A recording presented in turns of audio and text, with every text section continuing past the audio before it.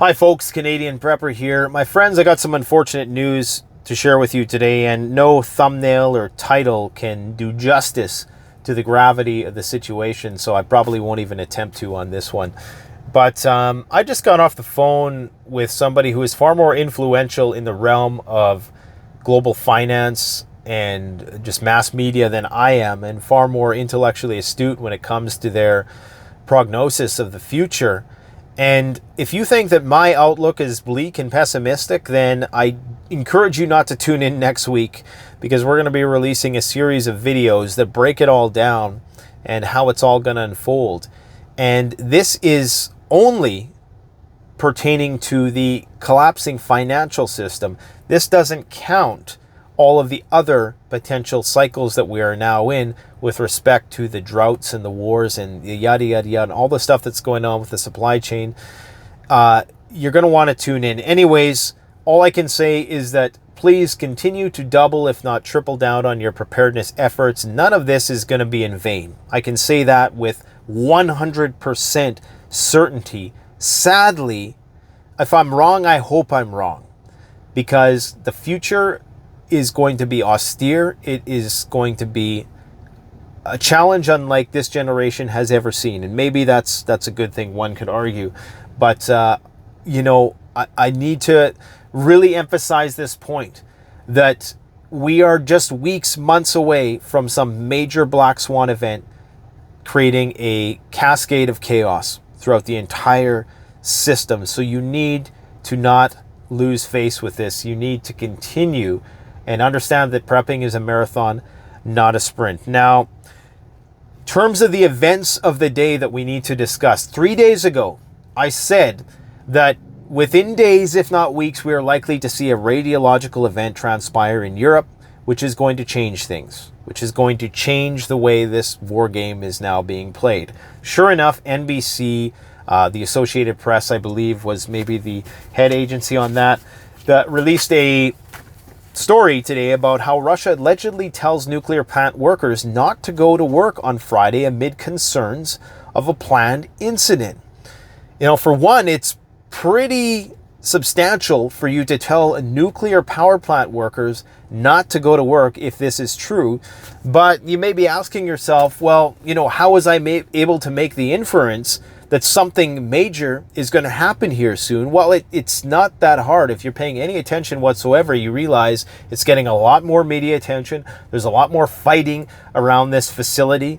It's now, the nuclear terrorism is now a buzzword, right? So it's only a matter of time before a major event transpires here. But that is really, honestly, that's the least important piece of news that I have to share with you today. But expect that something is going to happen there. Now, both sides are accusing the other of a potential false flag. We know that some major incident is potentially on the horizon. The big concern with respect to the Russian-Ukraine conflict right now should be these attacks on the Crimean Peninsula. That is the biggest thing that is getting almost no attention whatsoever right now. It's getting attention, but it's not being analyzed in the right way, because recall, the Russians said that this is a red line. If you start attacking the Crimean Peninsula, which the Ukrainians rightfully believe is their own, okay, they believe it's rightfully theirs, then it's a red line. And that means that once you cross that red line, we are going to start targeting decision-making centers. Okay, this doesn't mean that Crimea gets attacked and immediately within 24 hours, Russians are reacting and, they're doing all these crazy things. No, it just means that you've crossed a red line, and at some point, we're now going to escalate, and that is what is going to happen. Okay, now there are reports that they are building up their military presence in Belarus with surface-to-air missiles and long-range rocket systems. Okay, there's talk about the Russians sending fighter jets, MiG-31s, I believe, with hypersonic weapons to the exclave of Kaliningrad. Okay, there's all this talk about the potential for a war flaring up in the Baltic Sea, because you have Finland, who I guess when they're not recording themselves partying, and I'm referring to the Prime Minister there, of course. Is the Prime Minister or President? I don't know who she is. But anyways, Putin must be having a good laugh at that. But there's talk that they're going to potentially look into blocking off the access to the Baltic Sea from the Russians. Okay, so we have all the pieces moving into place for this war to continue to rage on through the winter. And it is going to get bloody, and not just for Ukrainians. Okay, we're talking about building military bases in Romania. We're talking about the Baltic states getting involved at some point in time. You know, Poland's going to probably get pulled into this thing at some point in time. It's happening in slow motion. And because we live in this society that is used to, we view things through the eyes of Hollywood, where things happen right away. You know, because the nuclear bombs didn't drop in March, everybody's tired of the issue already and thinks that, oh, it can never happen. No, it's more likely to happen now than ever before. They just signed a contract with the company to build these Sarmat missiles. The United States just did while it was a routine Minuteman missile test, regardless, you know, that the nuclear arms race is in full swing once again. Okay, so don't think for a second that the situation is diffusing or there's a greater possibility or likelihood for some diplomatic solution. I try to steel man my own arguments. You guys don't see that, but every night, every time I search the news for information, I always try to find the converse of that story in order to, so I'm not just succumbing to the confirmation bias. And everything right now points towards everything just falling apart. And you got to be prepared for that. That's why, Survival Lily came out with that video several weeks ago where she was talking about the supermarkets issuing a warning to Austrians to stock up on food, to get ready, because we don't want there to be looting in our stores. We want people to be prepared beforehand. So stock up now while the food is cheap, while the products that you enjoy that are coming over on the boats are actually available. Because, when times get bad, I mean, look what happened today with the ransacking of the 7-Eleven in LA. I mean, these flash mobs are becoming more and more common. Look at the ransacking of the Amazon trains. Like, they basically took over a whole street and just went from store to store ransacking the place. This is what the future is going to look like. And conveniently, at the same time, they're going to unleash 80,000 armed IRS agents on the population. So anybody who still has anything left from the pandemic is going to get shaken down for whatever they got left to pay for this big war cycle that we're in. This anti-inflation bill, or whatever the heck it's called, is... Anyways, let's save that for next week, because the person that I interviewed, lots of you know who they are. I'm not going to spill the beans on it just yet, but it was a very insightful interview, I'll tell you that. And unfortunately, the outlook is not good. There's going to be some hard times ahead, especially if you live in Europe, because now the Gazprom company is going to be turning off the gas again completely. I think right now it's only somewhere between 20 to 40%. So they're trying to fill up as much of the reservoirs as they can and make all these cuts in anticipation of a long, cold winter. Now they're going to be cutting it down for another 3 days. Okay, and just think, I mean, if that nuclear power plant goes down, that's 30% of Ukraine's energy needs. What is winter going to be like in Ukraine? It doesn't get as cold as it does here in Canada, but it gets cold. Okay, now if the Europeans aren't able to stock up enough gas and fuel, there's going to be a lot of rationing. You're going to see major economic repercussions, and you're likely going to see a lot more dethroning of the different leaders there. I mean, there was already talk today that Schultz is now in the crosshairs of certain, I'm not sure if it's unions or what is it, a craftsman union or something like that, who are now saying, like, you're starting to see protests against their support for the conflict, because of course it's potentially going to bankrupt Europe if we're not already bankrupt in a lot of ways because, the G7 countries are in so much debt.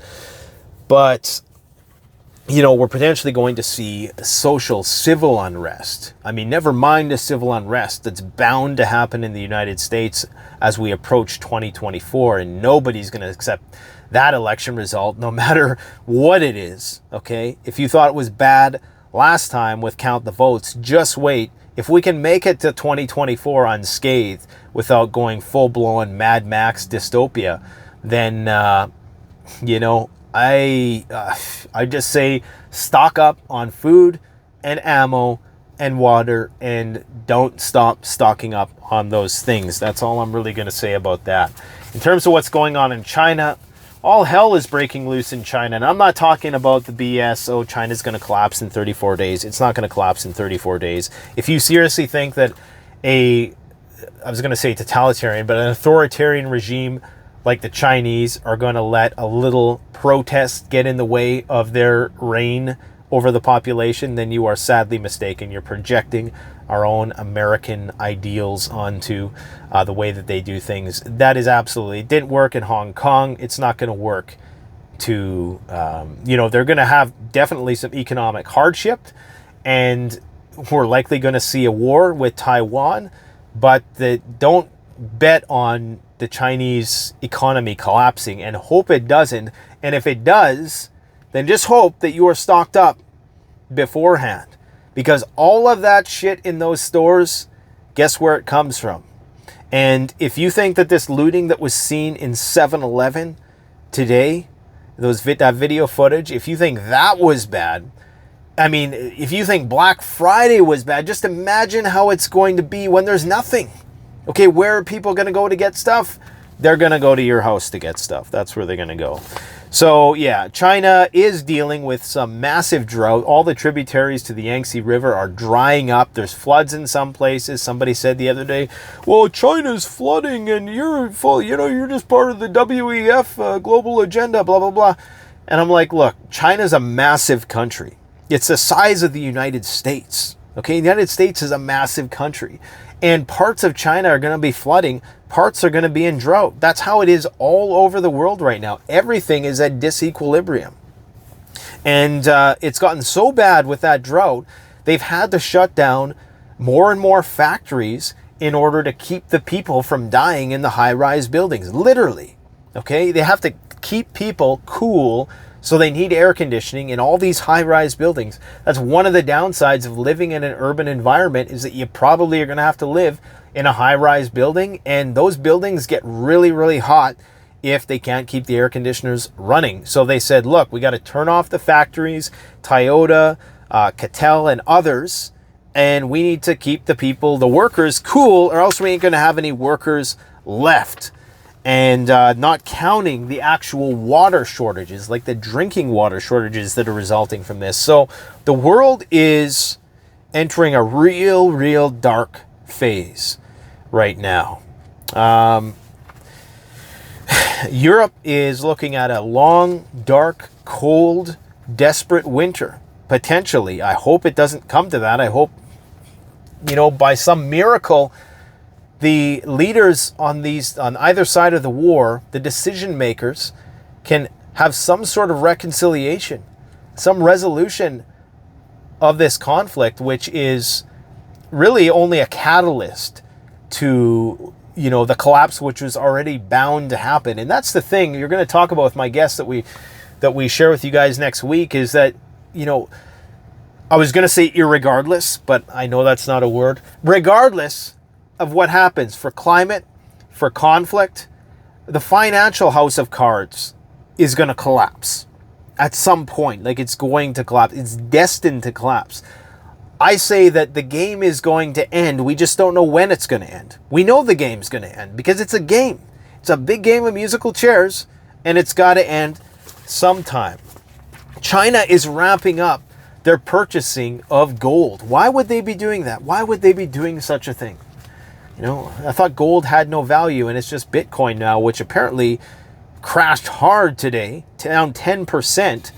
Thank God I sold all my Bitcoin when I did, because I didn't really have a lot. I say all my Bitcoin, but it makes it sound like I had a lot of it. I didn't, but thank God I got out of the game early before the music stopped playing in that game of musical chairs, put it that way. But don't be fooled by the price of gold, which is down compared to the US dollar. The US dollar is strong, guys, because it's all we know. Okay? It's like the devil we know. And that's the only reason why right now people are flocking to it, because it's all there is. Like it's basic. It's that or what else? There's no viable alternative right now aside the petrodollar, except of course precious metals and other various commodities. So keep on stocking up. Scientists say that Australia and New Zealand would survive a nuclear-induced famine. You know how there's all these stories coming out now about how 5 billion would die as a result of nuclear war, like worst-case nuclear war?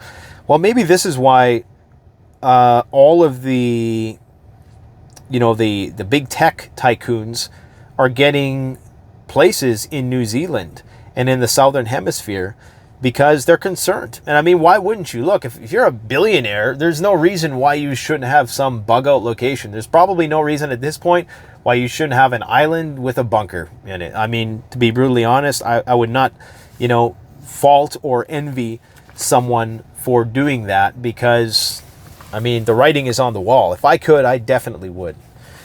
Canada, as much of a lot of people think nothing's going to happen here, well, lots of the fallout is going to come here. And if nuclear winter is actually a thing, which I don't, for reasons that I've talked about before, I'm not really concerned about that. But if nuclear winter ever happened, it would be uninhabitable here in Canada, unless you had really good natural gas pipelines, which it's probably going to get so cold they just won't function.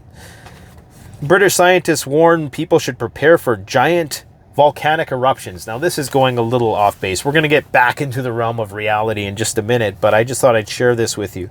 Scientists say that there's a 1 in 6 likelihood in the next few years we are going to see a magnitude 7 plus volcano, which could potentially cause, at least in a localized area, cause the temperatures to plunge by 1 degree, causing massive crop damage, leading to famine, violent uprising, and epidemics. And this has all happened historically. I believe it happened in 1815. So maybe this is what we need. If this anthropogenic warming is a thing, maybe we just need to trigger a volcano, or maybe better yet, maybe a nuclear war. Did I talk about Russia moving hypersonic jets to Kaliningrad? I think so. MiG-31 jets armed with hypersonic missiles that can do, I believe it's Mach 10, something like that. Missiles that can't be intercepted. Why would you be sending those to Kaliningrad? Wouldn't you be sending that stuff to Ukraine where you needed it? I think we're very, very close to Russia declaring a general mobilization and declaring all-out war. When that happens, this thing could get out of control real fast. So all I'm saying go out there, enjoy your life, enjoy the time you have with your family, but keep your finger over the button, because things could just blow up at any time right now. What else do we got here? Mostly just stories about the Zaporizhzhia nuclear power plant. Scientists have simulated the spread of that radiation. I think I briefly talked about that in a video I did a few days ago, and they determined that the country who would suffer most because of the prevailing wind patterns is going to be Western Ukraine. So it's actually not going to blow back into Russia. A lot of it would blow to Western Ukraine, to all the Baltic states, Turkey, and a few others. So, this could be what forces those other countries in the surrounding regions to put the pressure, Turkey in particular, because they're the ones who have a bit more diplomatic sway in their relationship with the Russians, to try to find some sort of negotiation. Because the Russians are never going to give up the Crimean Peninsula. And at least according to Zelensky, they're never going to give up trying to get it back. Now, I can believe it when the Russians say we're never going to give it up. I don't know if the Ukrainians are going to have the support they need in order to take it back. Okay? We know that there's going to be an endless insurgency. There's going to be endless, I guess, for lack of better terms, like a civil conflict if the Russians were to take over these regions. It's going to be a never-ending war that's going to go on for years. And the real scary thing with all this, guys, is that the worse things get economically, I mean, the things that percolate these wars in the first place is economic stress. Okay, when times are good and everybody's making money, nobody's fighting wars, really. I mean, there's always the war profiteering and racketeering and, you know, maybe with some small countries here and there, you know, who are encouraged by lobbyists to go and get the resource or whatever. But by and large, when world wars only happen when, you know, the water starts to run out, right? The whiskey's for drinking, water's for fighting over. And you can, you know, replace water with whatever you want. Fuel, security interest, whatever the case might be. But as this war drags out and the global economy tanks, the likelihood of more conflict only increases. It doesn't decrease because there's going to be more and more desperation. And look, when times get really tough, that's when people are going to start utilizing the main tools in their strategic arsenal, and that's nuclear weapons. I mean, look at the Kim Jong-un's sister, who I think is, I'm almost convinced now that she's really the one running the country. I almost think that Kim Jong-un is like a puppet, and his sister is actually running the country. The look on this woman's face is, you know, a person who, you know, especially if I lived in North Korea, I would be probably one of those people in the crowd, you know, pretending to be happy and as much as I could with as much enthusiasm, because she looks evil, man. I'm going to outright say it. She does not look like a nice person. And I'm not saying that. I think she's just honest. She's an honest leader. I think most politicians are corrupt, no matter what country you're in. But she's got that stone cold look of, you know, I would not bat an eye to send 1 million people to their deaths if I have to. That's all I'm going to say. And she basically told the South Koreans to shut their mouth recently when South Korea suggested that you should give up your nukes and we'll give you some food. I mean, is this a cartoon? You really think these people have endured famine for decades and lost pretty much everything, you know, have been set back decades in terms of their technological development on everything except rocket science? Do you really think they're going to give up their nuclear weapons for food? I mean, I can't imagine being somebody who actually believes what the media is saying. Because, God, I wish I was sometimes. Because life would just be so much easier. My AC just went off because I sat here in the Tesla for too long and it just immediately got hot because it's been frickin' scorchingly hot out for the last week. Okay, the AC's come back on. I just hit the brakes. Good old Tesla. I hope you guys caught that short video I did. The other night, I'm driving home and I see this meteorite, but it looks like the video doesn't do it justice. I made a short video of it, but it was much bigger and brighter than it looks on that video. And I thought, holy smokes, this could be the end. I only thought that for a second. I knew that, you know, it probably wasn't big enough, but, you know, it could have been a missile. Who, God only knows. If they're going to be testing stuff, they're going to be doing it up north, and it looks like my battery's about to die, my friends. What else do we got going on? I think I talk about the intel about the possible missile attack on Ukraine from Belarus.